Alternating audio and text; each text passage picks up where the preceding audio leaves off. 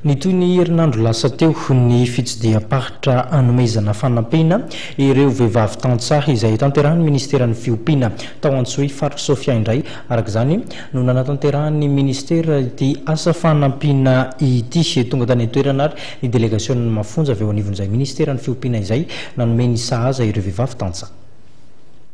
Ny 80 isanjaton'ny mponina ao amin'ny faritra Sofia dia misana ny fiompiana sy fambolena avokoa ary malaza amin'ny famokarana ny akoho gasy.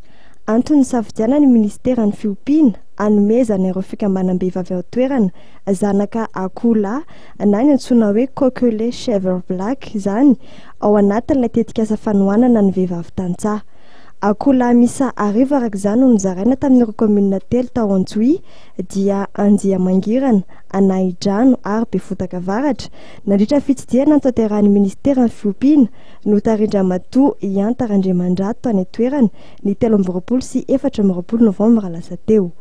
Notolorana fitaovana ilaina amin'ny fiompiana toy ny fitaovam-pihinanana, ny fitaovana fitehirizana fanafody ary ny fitaovana fandrarahana fanafody ihany koa ireo fikambanam-behivavy no sady nampihofanina momba ny teknika fiompiana koa. Faly dia faly tokoa izay vehivavy mpikambana eto Anjiamangirana ary misy manantegna ramatoa ministra fa tsy ho latsa-danja io zavatra io tsy ho atany ambanin-javatra fa vonona hikarakara hatrany izay vehivavy eto Anjiamangirana.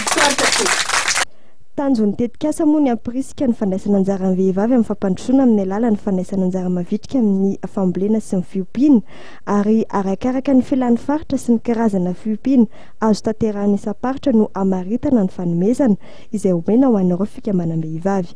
Nandritra ny fandalovana tany Antsohihy ihany koa nanaovana dinikasa sy fanakalozan-kevitra tamin'ireo tompon'andraikitry ny faritra sy ny solitena ny ministera ny fanaparam-pahefana nanao fitsidiana tany an-toerana ka namavahana ny tontolon'ny fampiarana ny FIB na ny fiche individuelle de pauvreté izay atao hanatsarana ny fambarotana omby manerana ny nosy.